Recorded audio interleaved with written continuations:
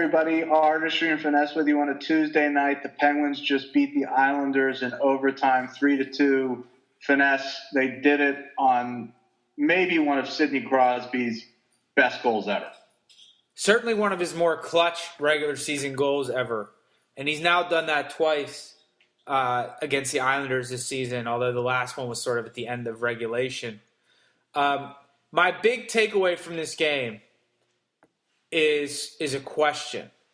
And I hate to rain on the parade of the celebration that should be the Crosby-Malkin scoring race, because it's going to be the most fun thing to watch and probably the most important thing going all regular season. But maybe the most important thing in the country right now. Is this a good thing? Or are we sort of like whistling past the graveyard on this? Because everything that this team does good pretty much starts with one of those two guys. And if those guys are off, who else is stepping up? Or if those guys are being shut down, who else is stepping up? I don't want to rain on this parade either, but I told you I had a great stat for you tonight, and this is the opportune time to give it to you. Guess how many Penguins forwards played less than 10 minutes tonight? 6. 5. Jeez. Five Penguins forwards played less than 10 minutes tonight. So be Adams, Sill, Ebbett, Connor, and Vitale. Yeah, that's those are all. I mean, those guys are all AHL players. Yeah, I mean, we do not have a third and fourth line. We just don't have one. Right. And that's not really a sustainable model. That's not a model for victory in the playoffs. It's not sustainable. But I'll tell you right now, in this regular season game in early December, it was a lot of fun. It's not going to be good for them in the long haul, but watching Sid and Gino play 25 minutes tonight and sort of a chippy 80s, 90s style game where the refs were just letting them play. Everybody was just so pissed at each other. And to win a game like that on an unbelievable individual effort, it was gratifying. Yeah, the last the third period of the game was awesome. And, I didn't even mind Malkin's penalty late. I loved the Letang, spear to the back of the knee of Vanek and then Vanek going crazy. That stuff's fun. And if you're one of those people that takes that so seriously and complains oh, Malkin's undisciplined or that should have been a penalty or shouldn't have been a penalty, you're not watching for the right reasons. That was super entertaining, and the penalty kill was awesome. Brandon Sutter had a great shot block on the penalty kill. Wow, what was that you said? I had to slip it in there. I tried to do it without getting caught out. He had a great... No. You need to stop right there. Because, ladies and gentlemen, we have the first compliment of the season from Finesse directed toward Brandon Sutter. Let's just take a moment and acknowledge this. He made that good play, and he had one good pass earlier in the game. I remember all of his good plays, few and far between as they are, I remember all of them. Yeah, they're memorable. How good was James Neal tonight, and how good has he been in general? Yeah, he's terrific. There were a couple times when I said wow out loud watching him skate down the right side. His chemistry with Gino is amazing, and it's not like it would be worse with Sid. There were some times when he was out there with Crosby, and I noticed that when they put Crosby and Malkin together, they did it with Neal tonight instead of Kunitz, which they usually do. Which was well deserved for James Neal. He's awesome. He's been the Pens. I mean, he's probably been the best winger in the league the last 2 weeks. Yeah, he's got this tremendous hunger to get the puck to the net, and the Penguins really need that. When they rely so much on Sid and Gino, whose first instinct at times is not just to get the puck to the net. You've got that in Neal, and when he's going, you've got just an insatiable thirst to get the puck on the net. But it's more than that with him. I remember when we first acquired him, even when he wasn't scoring, I noticed a Marian Hossa-esque aspect to his game and the way he would back check and he would just be really physical when he didn't have the puck. And I'm seeing that more and more getting back into his game. It was gone for a little while. Right, and he took the obligatory James Neal offensive zone penalty, which he has to do once a game. That's sort of the cost of having a scorer like James Neal. But his forechecking and sort of finishing of the check on the back check is great. He's not terrific in like sort of when pinned in his own zone.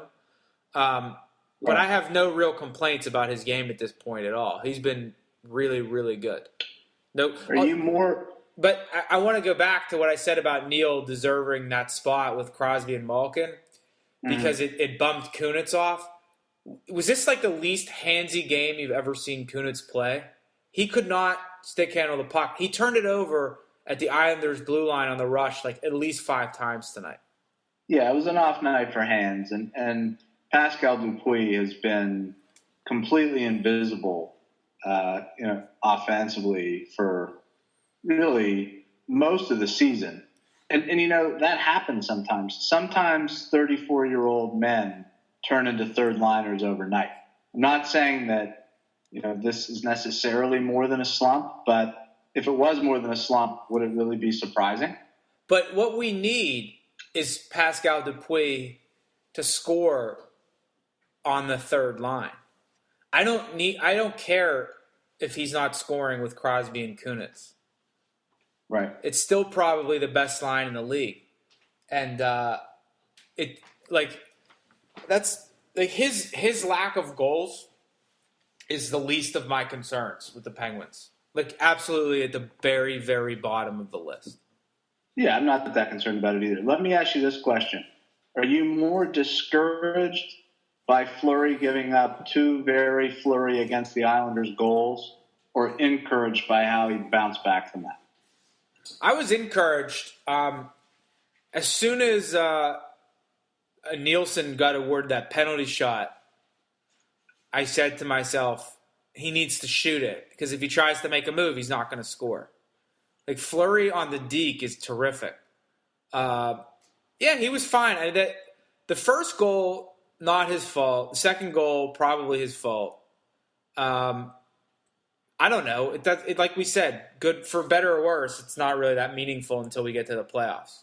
Yeah, but it's the bounce back ability. I think he could easily have melted down, and he didn't. And I just had this vision in my mind of Fleury in a therapy session, and his therapist saying to him, you will give up bad goals again. You will give up terrible goals because that happens sometimes. What can we do to get your mind right so you don't melt down?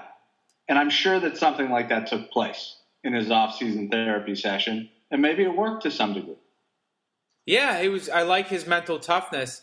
You talk about his bounce-back ability. I want to talk about Kyle Okposo's garbage goal ability because he's sort of like been branded as a Penguin killer. Has he ever scored a goal against the Penguins that went off of his stick and directly into the back of the net? Or does every single goal that he scores go off of something? Have some weird bounce or like Brooks Orpik screens Fleury and then it squirts through Fleury. The first one, I don't know what Olli Mata was doing, letting him get that pass to the middle. And then Letang is falling on Fleury. Crosby's pushing Tavares into Letang. It was just, it's just a garbage goal. And I don't want to brand Okposo a Penguin killer. I'm not ready to go there yet because I don't believe in the goals that he scores. Is he a Fleury killer? Because he seems to have Fleury's number. I think he's just lucky. I think he's been extremely lucky against the Penguins with the goals that he scored. I'll put the gif up of Fleury kicking a puck into his own net last year. I'm not going to give Okposo credit for goals like that. I don't know. I think he's in Fleury's head to some extent. I think he could go to Fleury's house and be like, "I'm taking over now. I'm gonna take your wife. I'm gonna take your child. You're gonna need to leave." He basically, it's sort of like he makes Fleury his dog, puts him in a tiny room, and then throws a racquetball as hard as he can against the floor, and it starts bouncing like crazy all over the walls. And Fleury's just chasing it around. That's sort of what it's like when Okposo shoots on Fleury. It's never clean. He can't score a clean goal on him. Yeah, I think that's right. But I am more encouraged by the bounce back ability that Fleury showed. You know who's in my head for the Islanders? Tell me. And there's two guys in the East so far this year that I don't want to see in the playoffs. Number one from tonight, although he's actually second on my list of who I least want to see, is Thomas Vanek. I know that Matt Molson was great for the Islanders, but the Penguins struggle when pinned in their own zone. They get real scrambly in front of their own net. Yeah. And there might be no better player at handling the puck, passing the puck, and finishing tight in around the net than Vanek. Terrifies me. Yeah. And if he ever develops some chemistry with Tavares is one of the craftiest playmakers really that I've seen. I mean, he's really talented. And if they start to click a little bit, I don't think there's any team that I've seen give up as many 2-on-1s right in front of the net as the Penguins. They always seem to have a defenseman, usually Chris Letang, on his knees in front of the net with like a Vanek and a Tavares playing catch on either side of the goal. That seems to happen often. Am I imagining that? No, it's like we sort of have a lot of weird breakdowns in front of the net. It happens. But overall, the team defense has been good. The goals against numbers are fairly good. Fleury's save percentage is good. I mean, it's, we pick on the goals. Like, you're going to get scored against. So I don't know. I just I just feel like those two guys, Tavares and Vanek, just sort of will create like chaos in front of the Pens net. And that's sort of what the Flyers did. I mean, how many goals did Max Talbot score in that stupid playoff series 2 years ago? Just by like bodies being pushed around the crease. 18 goals. 18 and the goals. puck slides in the net, It's going to be interesting to get Scuderi and Martin back, get a full complement of defensemen. Because, the team started out the season extraordinarily well on, in our own zone. And wonder if we can get back there just in time for the stretch run. Two very calming presences. Yeah, right now, I mean, it's clear there's too much strain on the tank. Played 27 minutes tonight. He's clearly pressing. He's really. I've always felt about Letang that he is such a thoroughbred in the open ice. He's really only an exceptional transition player. He's exceptional at getting the puck out of his zone and into the other zone. But on either extreme, he's not elite. He's not elite, just when he's stationary in the defensive zone. And he's not elite when he has the puck stationary in the offensive zone. I mean, how many times did he miss the net tonight?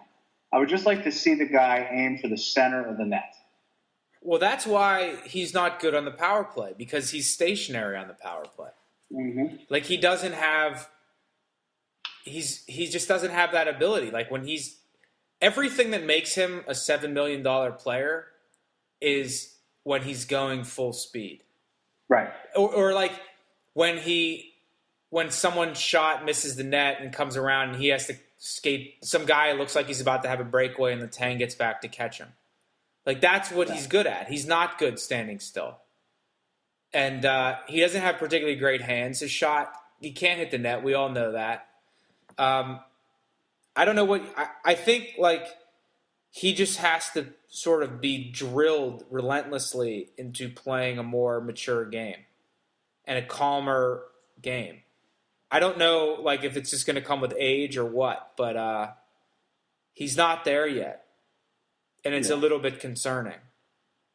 So before we move off to the Penguins, what do you think we need to do with respect to our lower lines to get, some kind of presence on those lines? And do we need to make a significant trade? Can we make moves at the margins to make that an acceptable situation? Well, it's not an acceptable situation as is. So something will need to be done. It's just not good enough. I think that if Martin and Scuderi come back healthy, and Dupre's looked good, and Mata's looked adequate, I still think Niskanen's expendable. I know he's playing well, but you have to give up good players to get good players. Yeah, he was maybe our best defenseman tonight. And that's good. Like, that's increasing his trade value. He's sort of the one guy that's tradable and expendable at once. So that's the piece that I think you got to consider moving to get another forward, a depth forward. Like, ideally, what happens is the Pens have Dupuis on the third line. Like, you have Crosby, Kunitz, Bennett, Malkin, Neal, Jokinen, and then Dupuis can go with Sutter and hopefully, get something out of Sutter. Yeah. And if he doesn't score any goals, then so what? You're paying $4 million for a third liner, but he's going to be good, so that's fine. Yeah, I think I agree. And not to belabor this, because we talk about it every podcast, you need to get Bob in the lineup for Engelland. Engelland's terrible. He's not a good defenseman. He doesn't fight anymore. What advantage is there that Engelland gives you over Bob? I just don't see it. No, there's no advantage. I don't know that anyone can do what Bob can do. Bob really brings a lot to the table. Before we go on, I want to finish a thought. I said there were two players in the East. I just want to make sure I mention the second, and I want to see if you agree. Louis Eriksson. What about Louis? Like the second guy you don't want any part of in a playoff series in the East. Yeah, he's a really good player, really underrated player for a long time, and has all the makings of an historic Penguins killer. Yeah, absolutely. He's the kind of guy in a 7-game series against the Penguins that would have 6 goals and 4 assists. We need somebody to upset the Bruins in the first round is really what we need, because that's a terrible matchup for us. They've got 4 lines that can wear you down. If we're going to try to go into the playoffs and play Malkin and Crosby 25 minutes a night, we're going to have a big problem, especially considering we won't match lines. Char will be out there against Crosby for the whole time. I think historically, that Maple Leafs meltdown in Game 7 against Boston had a huge impact on Crosby and Malkin's careers, because there's a good chance the Pens get to the finals last year if Toronto finishes off the Bruins. I know we were saying Toronto was a tough matchup, but we could have beat them the same way we beat the Islanders, 6-5 every game. Yeah, potentially. We'll never know. We'll never know, finesse. So, should we move on to the Steelers? Yeah, I guess so. I guess on a scale, before we do though, scale 1 to 10, how are you feeling about the Penguins? Regular season 9, postseason 5. This team is not a winning team in the playoffs right now. And changes need to be made. I think that changes need to be made, but not that many. I think health and one really good third line forward, and you slot everybody in there. I think I'm much higher in the I think I'm at like a 7 in the playoffs.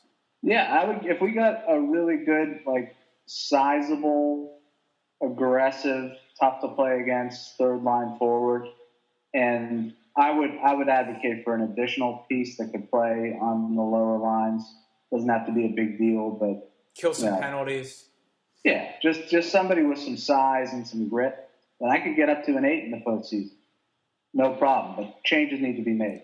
And we're not the only one who thinks this. I think the organization has to know that you're not winning with Andrew Ebbets and Chris Palmer in the postseason. It's just not going to happen. Do you think that's the first time in Andrew Ebbets' life that anyone's ever been like the Andrew Ebbets of the world? Like, you know how people say, you don't have a LeBron James or a Kobe Bryant. It's that's sort of a status symbol for him, or a sort of a big moment for him to be like, you can't win with the Andrew Ebbets of the world. I'm pretty sure that nobody has ever referred to the Andrew Ebbets era, but I'm going to do that now. We're in the Andrew Ebbets era. I'm pretty sure no one's ever said Andrew Ebbets' name on a podcast before. I don't know. I think you're selling Andrew Ebbets short. I think there's probably a Wilkes-Barre podcast out there somewhere. There must be. So the Steelers, there's quite a bit to talk about. Mike Tomlin had his press conference today where he fell on his sword and said, I'm terribly sorry for my, war crimes level at this point, transgression of stepping onto the field during a kickoff return, please forgive me, America, because the story just kept escalating and escalating, and I feel like the NFL loves this. Anything that can distract from the fact that it's like we're basically in the Roman Colosseum now, where people are being like carted off the field on stretchers, take every play, and just horrible. It's basically a blood sport. So if we can distract from that with Mike Tomlin stepping on the field, that's just terrific. Yeah, it's the most overblown story ever. And I'm going to go worst case scenario. If Mike Tomlin stepped on the field on purpose and tackled Jacoby Jones, I still wouldn't care.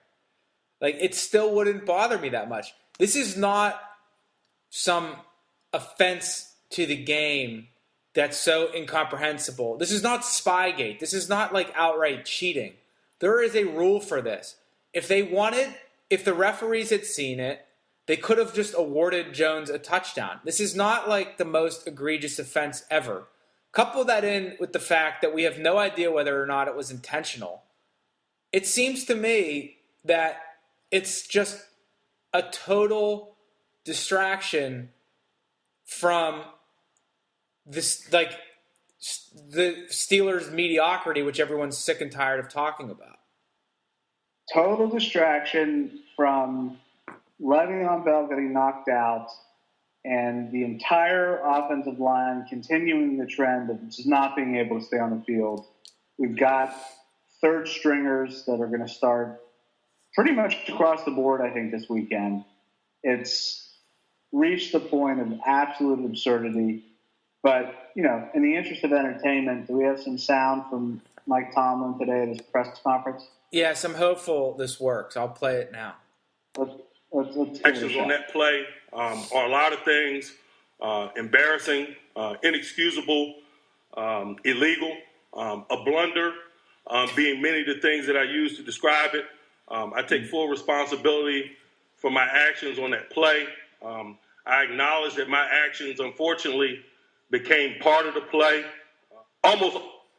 Now, how would you describe your actions? You say embarrassing, illegal, and then irrefutable, undeniable, irredeemable. A blunder. A blunder. I mean, there's just nobody who talks like that guy. He has the most distinctive speech patterns I've ever heard. Especially, can I just say, I understand people have been getting annoyed with him this year. Like, his routine is getting old. They're frustrated. They don't want to hear this kind of talk. This guy, you don't know what you have until he's gone. Let me tell you that. Because he is so entertaining.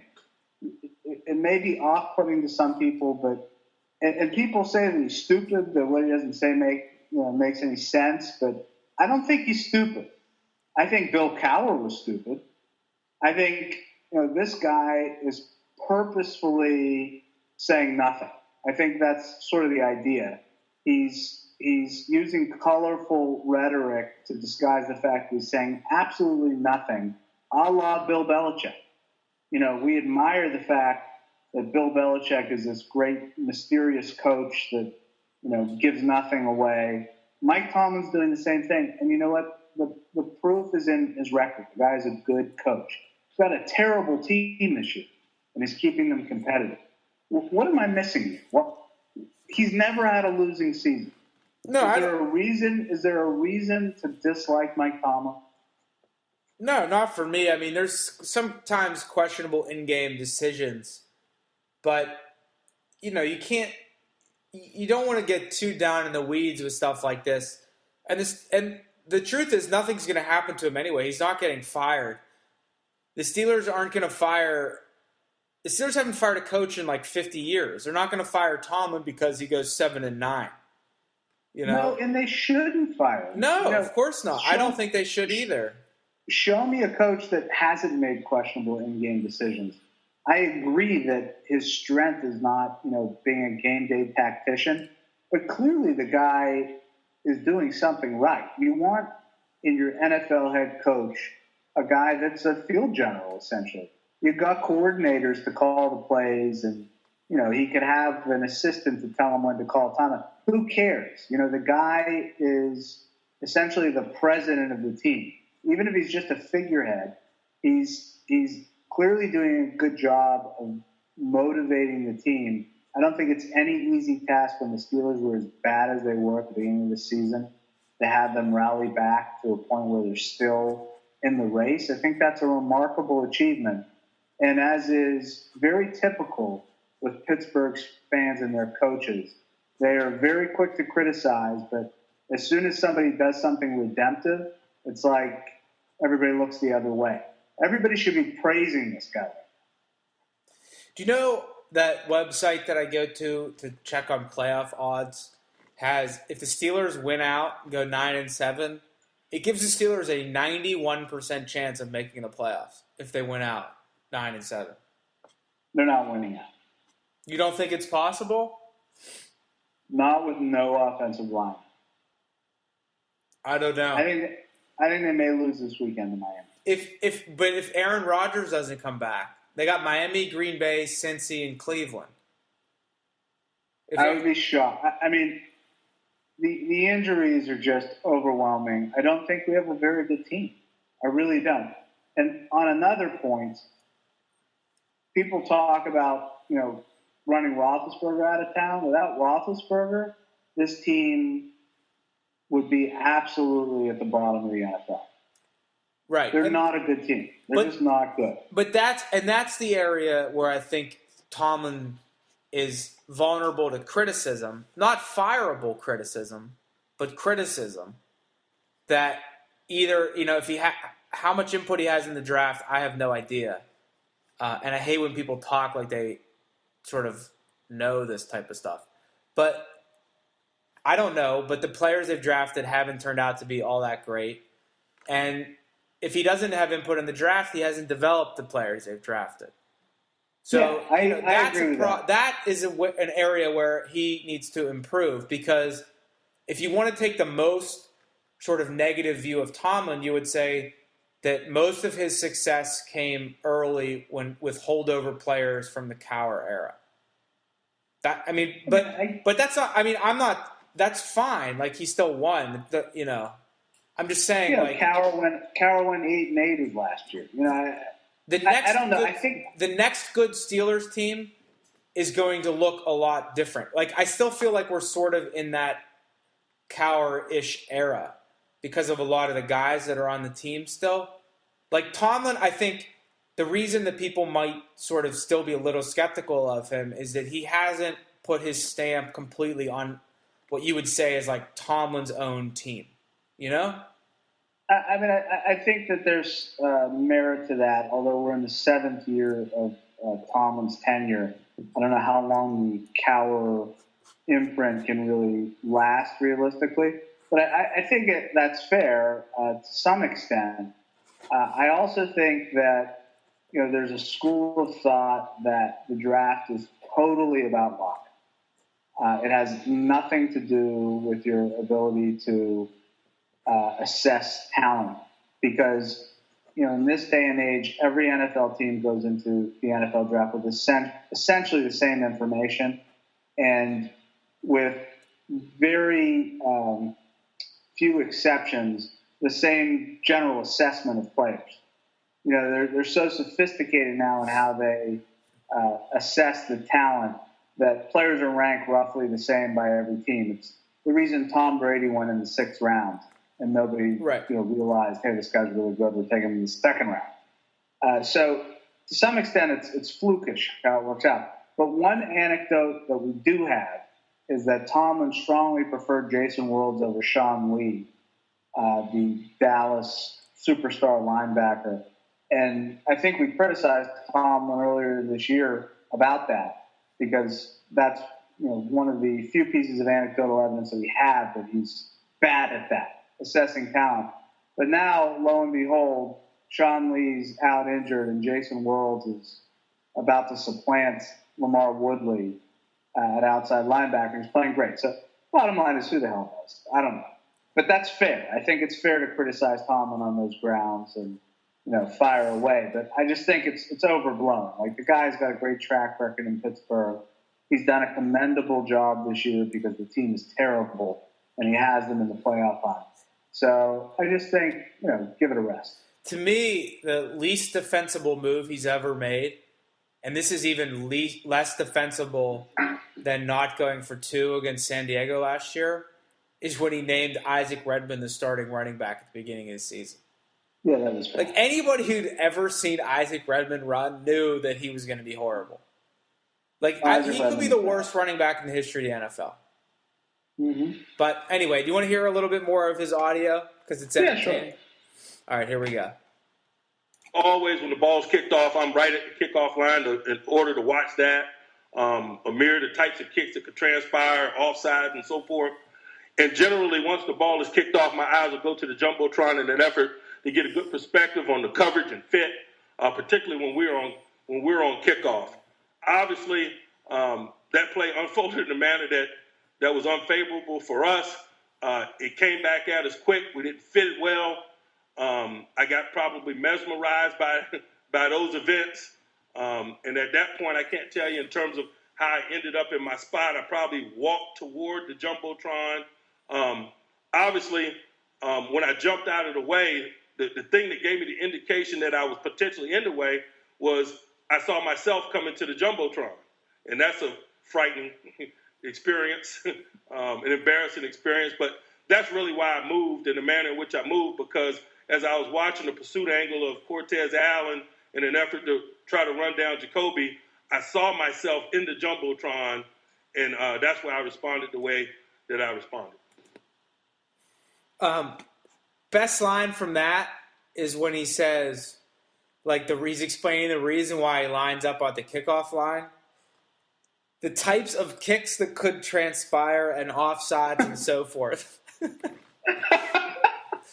Like, that is just words that don't mean anything. The types of kicks that could transpire. Like, what types of kicks could transpire? It's a kickoff. Do you think he speaks this way, like, at home? Like, when his wife, like, is busting his balls, he's like, I didn't, do the dishes because of the food that may transpire in the dishwasher. Like, what's for dinner tonight that you may or may not cook, depending on given the specific circumstances of whatever situations or what have you not at our house tonight. Like, he is ridiculous, but he's great. He's unbelievable. He's a lot of fun. But like I said, I don't care if he jumped in the way. Yes, part of that opinion is because I am predisposed to liking the guy personally, but it's not that bad of an offense to the game. It's really not. And to pretend that this is some sort of, like, assault on the integrity of the game because he accidentally stood there, or even if he stood there on purpose, it's just phony. Like, no, you don't actually care. Nobody actually is offended by this. And there's a lot worse things that people could do, and that actually do happen in football games. And I wish people would give him a break, because I feel bad for the guy that he has to get up there and apologize as if he's, like, committed a felony. I mean, it's just an egregious over apology by him. But he's sort of strong-armed into it, and it's sad to watch.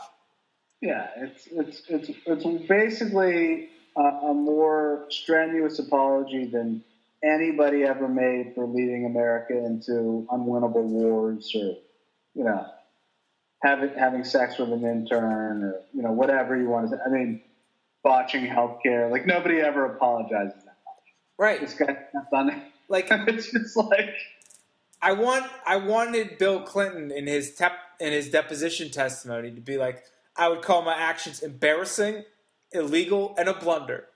Like, he should have called his sexual relations with Monica Lewinsky a blunder. I agree. Well, Mike Tomlin sets a great example. That's all there is to it. Yeah, he's in charge of a stagnant ship right now, though. Not necessarily sinking, but very, very stagnant. Yeah, I don't think we need to belabor that. No. But it's good fun. It's good fun talking about Tomlin, for sure. And fun night for the Penguins. What a goal by Crosby, just to bring it full circle. One of my favorites. Yeah. And is there, like, I guess, like, I'm looking at the standings, and what's up with this division? I mean, is it going to get any better, or does it just stink, the Metro division? I don't know. The way scoring is in the NHL right now, getting a point for overtime losses, I suspect it'll be. I don't really see the Penguins running away with the division. I think people will be closely bunched by the end of the season. Let's let it play out. Long way to go. Yeah, we're going to have to see what happens. Let's just sit back and see what happens. All right. Thanks for joining us, everybody. Until next time, GTOG.